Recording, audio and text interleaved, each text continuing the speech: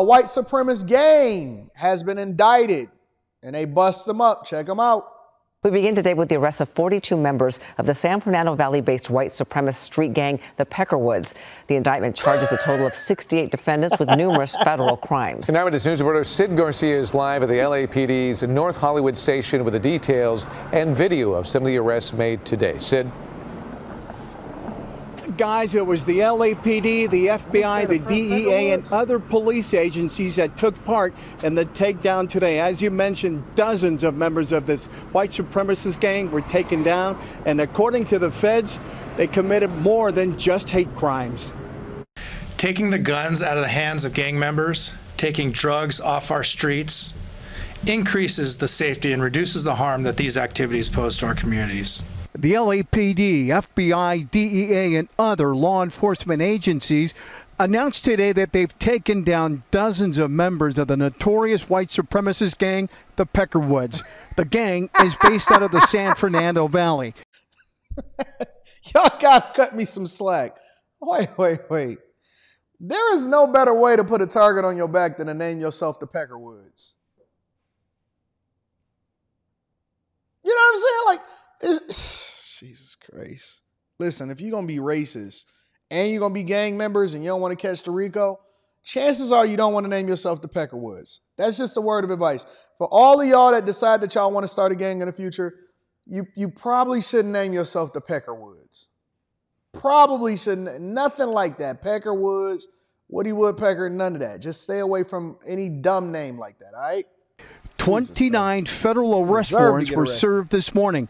68 members of the gang were indicted on charges ranging from gun violations to identity theft. Hey, they putting their logos on themselves. This idiots. They deserve this. It appears, however, that the business of hate was not enough for them. Their criminal activity took on different forms. Driven by greed, as alleged today, they engaged in drug distribution, multiple fraud schemes, and firearms offenses. So they the white version of the schemers and the scammers that we see in the community. All right, I get it. Listen, the one thing about me is that I don't believe in discriminating. And so we not just going to highlight what happens in the hood. We not just going to highlight what happens in Chicago and Oakland. We going to make sure that we get these Peckerwoods up out of here also, right? Because we deal with character. We don't deal with color. And so if you are a person that is doing negative things, and I just so happen to see it inside of my email because you guys send me a lot of this content, I'm going to call it out, and we're going to make sure that we hold you accountable and bring you to the front of the congregation. 42 of the 68 gang members indicted are now in custody. The remaining 26 are fugitives. The Peckerwoods, according to federal law enforcement, have aligned themselves with the Aryan Brotherhood and Mexican Mafia prison gangs. What we wanted to do through this investigation Why would they be lying with the Mexican Mafia? Was neutralize this threat as quickly as possible. So as I said, we're not going to wait around for a tragedy to occur. Jennifer? We're going to take action right away. And in order to do that, we use every tool in our federal toolbox to address that. And that's what we've done today. So shout out to the idiots, the Peckerwoods. Thank you for make sure you brand yourself accordingly so it's easier for the feds to be able to find you and then indict you. In addition to that, parents are turning their kids in after being identified or their images being displayed by the news and by the police for flash mob robbery. Check it out. In Los Angeles, police getting some surprising help from suspects' parents, turning in at least 3 teens to officers in recent days after the department shared images of massive bike flash mobs ransacking 7-Eleven stores.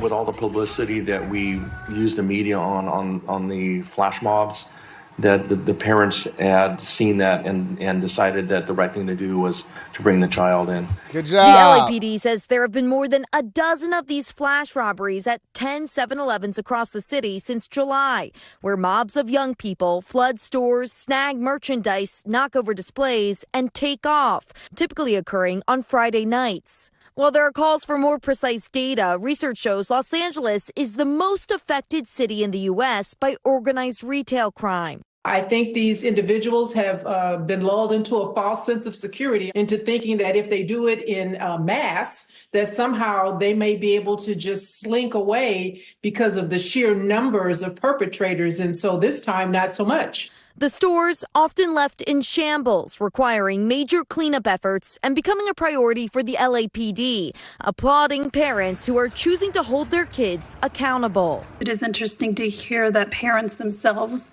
were active in getting their children to be held accountable for those and to face consequences. The parents is actually probably trying to save their kids' lives. A lot of these parents be at their wits' end. They be single parents. They be in difficult situations. They can't reach them. They're not hearing them no more. And it's a lot of other reasons that go into it. You know, single parent households a lot of times play a role in it. Your environment, your culture, it plays a role in it. How you influence plays a role in it. Where you spend your time and who you spend your time with plays a role in it. So all of that stuff plays a huge role in it. And a lot of times when your parents get to the point to where they're willing to turn you in when they see you on the news, it's a last-ditch effort to save your life. For all of the young people that may or may not see this, remember this. When somebody tells on you, a lot of times it's the best thing for you. They probably saving your life. Y'all like to live in this fantasy world of the no snitching or whatever and all of this stuff. Look, when somebody actually be like, hey, man, he did this, they probably saving you from death. They saving you from prison. And the parents that see their children have no control over their children and choose to protect them against being held accountable, they're very much just a part of the problem.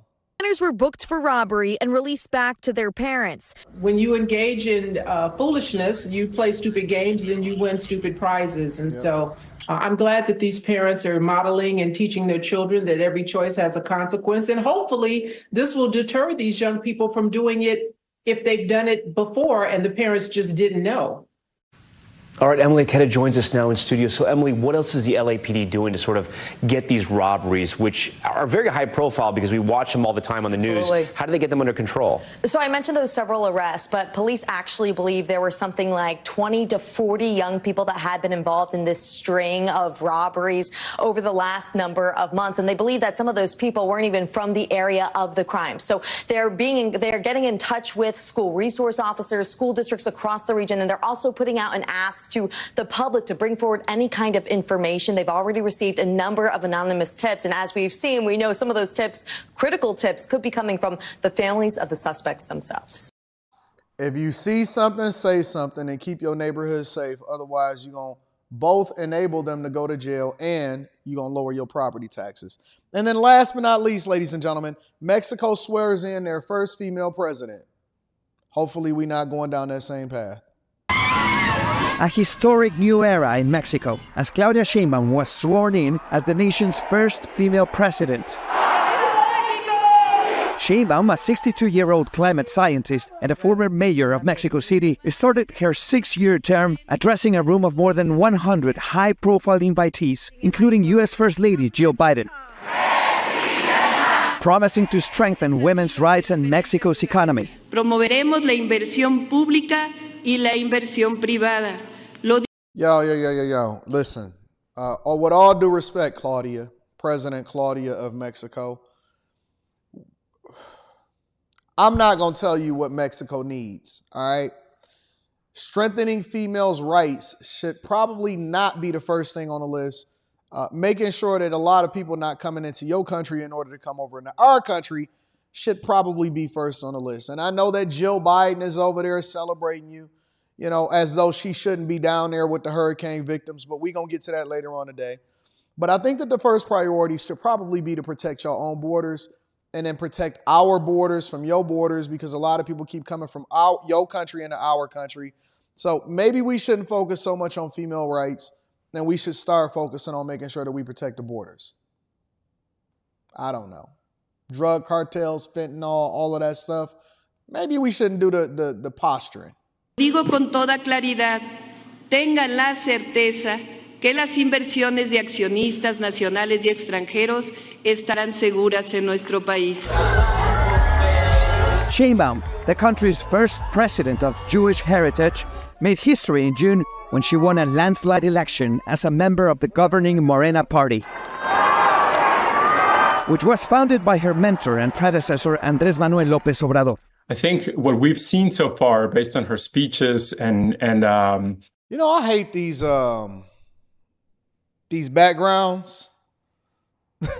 I know that's like a thing since the pandemic and AI is making it even more advanced and stuff like that. But I don't like the Zoom backgrounds and stuff like that. Just give me your regular background or get against the white wall or just go completely green screen and just have a black background or whatever. I hate these manufactured backgrounds. They look so stupid. Based on the appointment of cabinet members, is quite a bit of continuity with what AMLO did over the last 6 years. Though crime rates remained high during his term, Obrador left office with nearly 80% approval rating, due in part to policies and programs that targeted poverty. Sheinbaum vowing to carry on his biggest projects, which include the Hawks, not bullets approach of avoiding violent confrontations with drug cartels. No regresará la irresponsable guerra contra el narco. But she will also inherit a nation struggling with a weakening currency and a rising budget deficit. As President Sheinbaum mentioned during her inaugural speech, about 10 million people were lifted out of poverty. These are clear indications that the emphasis on the more disadvantaged sectors of society will continue. With the U.S. presidential election just weeks away, all eyes on how this new administration will navigate the results and maintain a strong relationship with its largest trading partner. Claudia Sheinbaum will govern from the building behind me, Palacio Nacional, and her relationship with the United States will really depend on what happens on November 5, when Americans elect their next president. When we elect Trump.